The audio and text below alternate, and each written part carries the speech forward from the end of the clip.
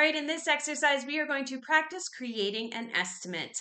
I have the exercise pulled up here on the right-hand side. This is pulled from our basic level ProAdvisor certification course.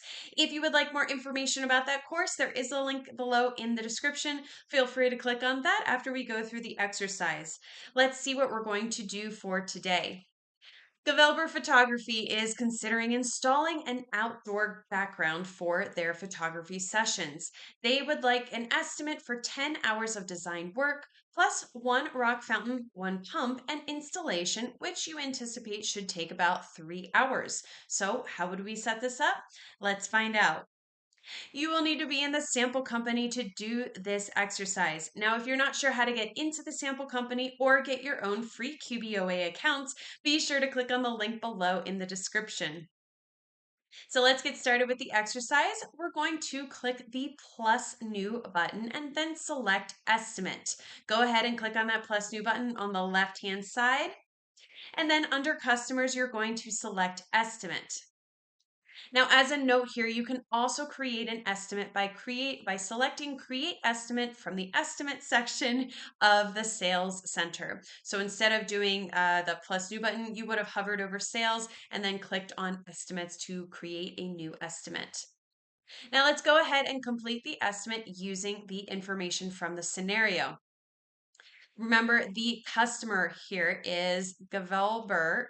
Yep, Gavelber. Yep, there we go. Gavelber Photography. So you're going to click into the customer field and then select their name.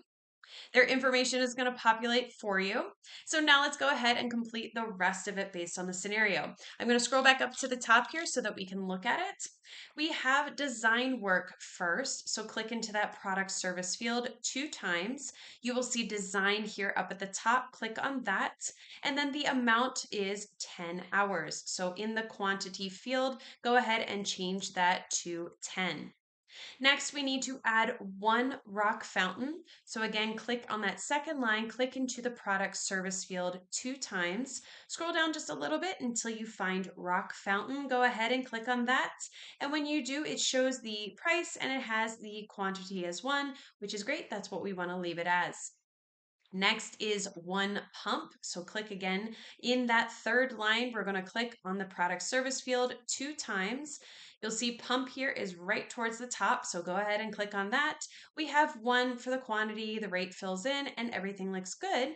So now we only have 1 left to do, which is the installation, which we anticipate to take about 3 hours. So click on that 4th line in the product service field.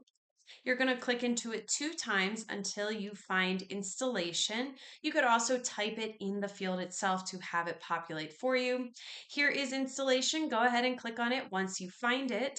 And again, it's 3 hours of work. So I'm going to click into that quantity field and change that 1 to 3. If I click out of that area, you will see that now QBO has calculated the entire amount for what we have added in here. So now we just simply need to click on the down arrow next to save and send and select save and close. So that is down here, that green button, click on that little arrow right there. We're going to save and close. But as a note here in real life, since we have the email address for this customer, we can always click on save and send. But since the sample company does not have this feature, we're simply going to save and close. So go ahead and do that. And now you can see that that estimate has been saved. Now you're going to need to keep this session of the sample company open for the next exercise where we're going to convert an estimate, this estimate that we just created, to a purchase order. So if you like this exercise and you want to do more like it, or you want more information about that basic level ProAdvisor certification course, be sure to click on the link below in the description, and I'll see you in the next exercise.